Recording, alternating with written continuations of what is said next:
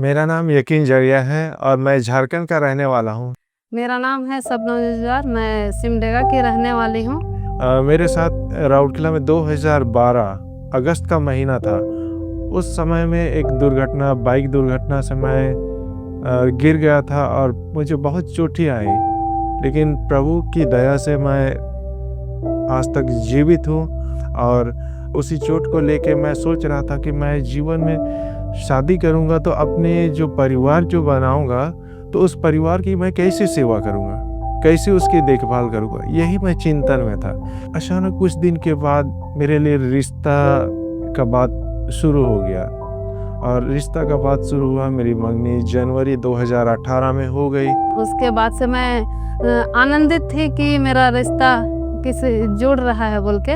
और मैं उसी दिन उसी मंगनी में समाज के सामने में मैं ये वादा किया कि मैं कोई भी परिस्थिति आए मैं इसे नहीं छोड़ूंगा। लेकिन कुछ ऐसा हुआ कि मेरे परिवार में मेरे माँ और मेरी बहन के द्वारा ही ये सब रिश्ता हुआ था, लेकिन किस कारण से हुआ मैं नहीं जान पा रहा हूँ। लेकिन थोड़ा सा अनबन होने लगा मेरे और माँ बहनों के बीच में कि तुम ये शादी मत करो। लेकिन मैं वही चीज़ को सोचता रहा कि इतने दिन मैं तो वही सोचता था कि मैं शादी नहीं करूँगा।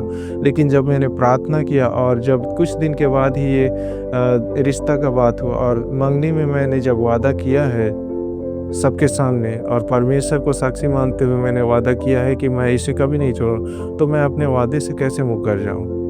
और मैंने ठान लिया और उसी को लेकर मैं जब उसी में अड़ा रहा तो मेरी माँ और बहनें मुझे अकेला छोड़कर चली गई। और अकेला छोड़ने के बाद मैं घर में तन्हा रहने लगा। 2018 में जब प्रोफेटिक ट्रेनिंग हुआ तो डॉक्टर पॉल दिनकरन और उनके सारे परिवार को मैंने देखा और जो वचनों को जब बोल रहे थे, Today you may be going through the fire, हो सकता है आज आप आग के दौर से but the Holy Spirit will work in you. लेकिन पवित्र आत्मा आपके अंदर काम कर God's great honor is going to come upon every one of you who is carrying His name. और परमेश्वर का महान आदर और सम्मान आप में से हर एक ऐसे व्यक्ति पर आएगा जो उसके नाम को लेकर चलता है। Do not be afraid. इसलिए डरे नहीं, Do not be afraid. डरे नहीं, Do not be afraid. डरे नहीं। बहुत ही अच्छा अनुभव हुआ जिसका वर्णन करना बहुत ही कम है, क्योंकि इतने सरल भाषा में और इतने अच्छे से पवित्र आत्मा के विषय में, अन्य भाषा के विषय में और बहुत से चीज़ भविष्य, क्योंकि वो भविष्य प्रोफेटिक ट्रेनिंग था तो भविष्यवाणी किस तरह से करना है और किस तरह से उसके लिए तैयार होना, ये सब चीज़ों को वो सिखा रहे थे। तो बहुत ही अच्छा अनुभव हुआ। उस समय मैं भी वहाँ आई, फिर उसके बाद वहाँ पर और आत्मिक रीति से जब एवेंजलिन और पॉल दिनकरन आए थे उसका प्रोग्राम में मैं अटेंड की। Something great is happening today. आज कुछ महान हो रहा है। The Lord is making you as a different person. परमेश्वर आपको बिल्कुल अलग व्यक्ति बना रहा है, Never like before. ऐसे व्यक्ति जो आप पहले कभी नहीं थे। फिर उसके बाद फिर वापस जाके मैं वचनों को फिर पढ़ते थे, फिर मैं प्रार्थना करते थे घर में। लेकिन ये प्रोफेटिक ट्रेनिंग ऐसा जगह था जहाँ से मैं प्रभु को, जीसस कॉल्स को जाने लगा और उसके माध्यम से बहुत कुछ मैं सीखने लगा। और यहाँ से लौटने के बाद मैं प्रार्थना का जीवन जो मेरे परिवार में जो अलगाव हो गया था उस चीज़ के लिए मैं प्रेयर टावर बार बार अपनी मंगेतर के साथ आता था और प्रेयर करवाता था कि हमारा परिवार जो टूट गया है, बिखर गया है, वो जुड़ नहीं पाए।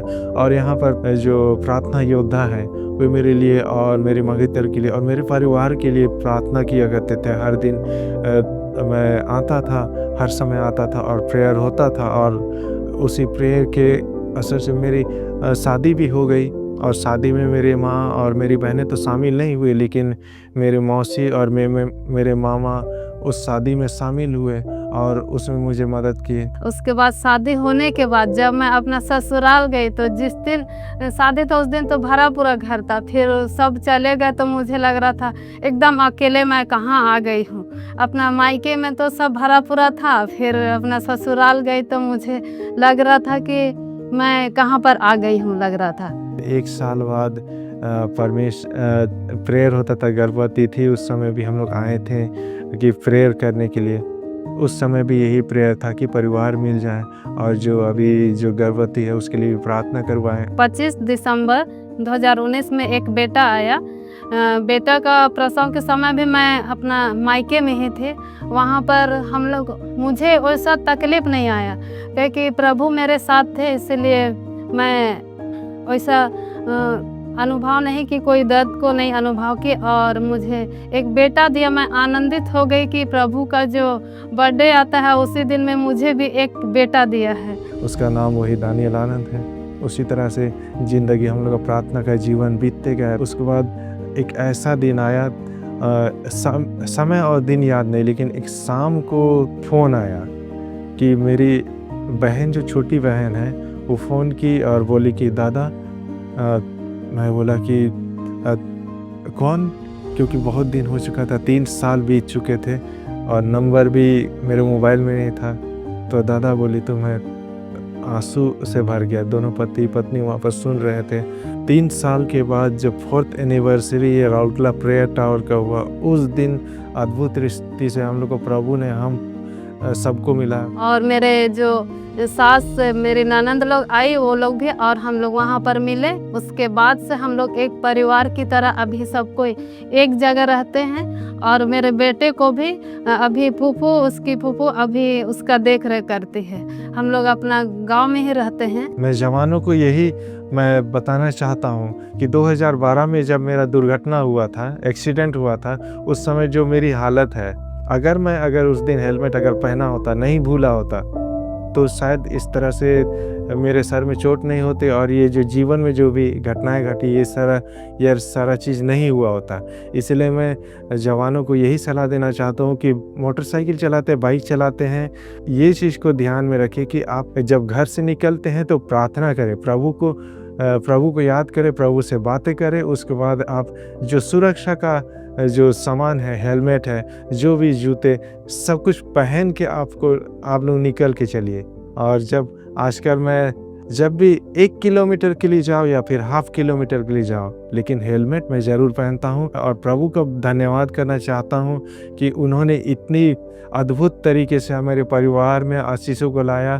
और परिवार बिखरना तो कोई बात नहीं, लेकिन प्रभु ने हमें अनंत जीवन के विषय में बताया और हमें वचनों को किस तरह से पढ़ना है, अपने जीवन को कैसे जीना है, और हमारे लिए प्रभु ने हमारे लिए क्या रखा है उस चीज़ को बताया और आज तक नई नई बातों को बता रहा है। मैं परमेश्वर को धन्यवाद करती हूँ और जी स्कूल को मैं धन्यवाद करती हूँ, क्योंकि मैं उसके माध्यम से ये चीज़ सब सीख पाई हूँ।